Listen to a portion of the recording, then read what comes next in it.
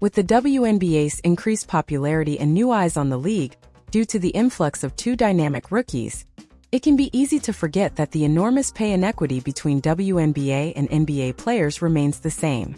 Yet Angel Reese, one of those dynamic rookies, reignited the discussion around the gender pay gap for players in the W, when she recently stated on Instagram Live, "I just hope y'all know the WNBA don't pay my bills at all." How could it? Reese's salary was so insignificant to her that she stated that she didn't even know what it amounted to. And why should she? After the Chicago Sky drafted her 7th overall in the 2024 WNBA draft, Reese signed a 4-year contract worth $324,383 with an average annual salary of $81,096. For a first-year student out of college, the average American could surmise that this would be a more than decent salary to live off. For a high-profile superstar athlete like Reese living in Chicago, the most expensive major city in the Midwest, it's peanuts. But before I start crying a river for Reese, let's remember that Reese, a student at LSU, had several name, image, and likeness deals with brands like Reebok, Topps, Arab, Tampax, Beat by Dre, Mercedes-Benz of Baton Rouge, McDonald's, Coach, and Sony PlayStation, just to name a few. Her estimated nil value was between $1.70 and $1.8 million. Since becoming a pro, that estimation has increased to upwards of $2 million. It's no secret that Reese and her WNBA counterparts bags pale compared to players in the NBA. The average NBA salary for the 2023-24 season exceeds $12 million, while WNBA players earn an average of just $116,580.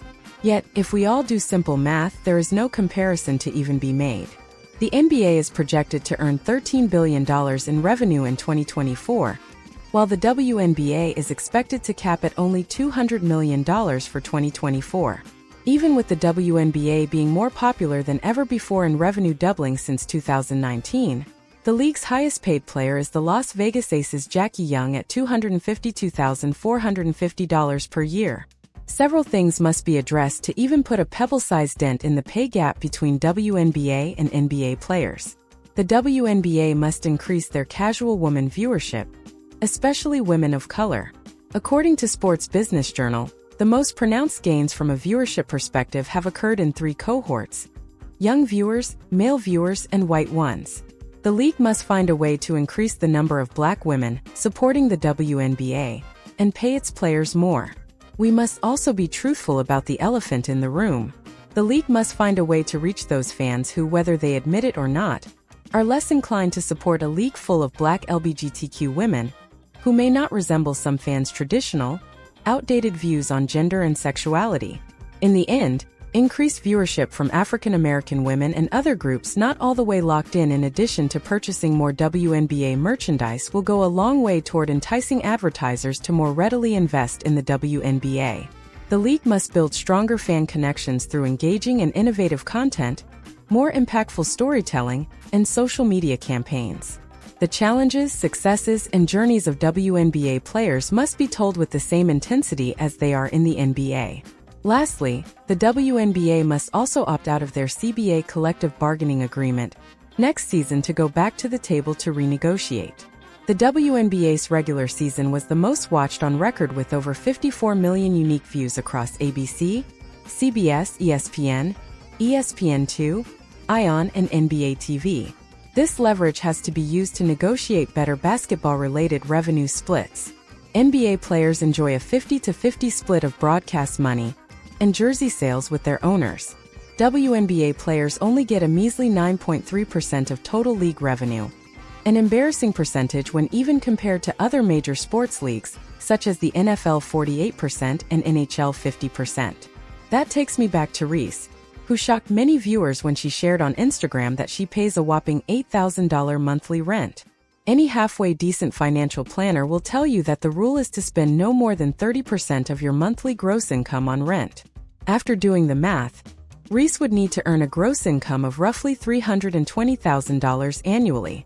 Reese is coming nowhere close to that with her WNBA salary alone, but when you factor in her endorsements, nil deals in college, and other ventures, I can guesstimate that she can pay the $8,000 a month.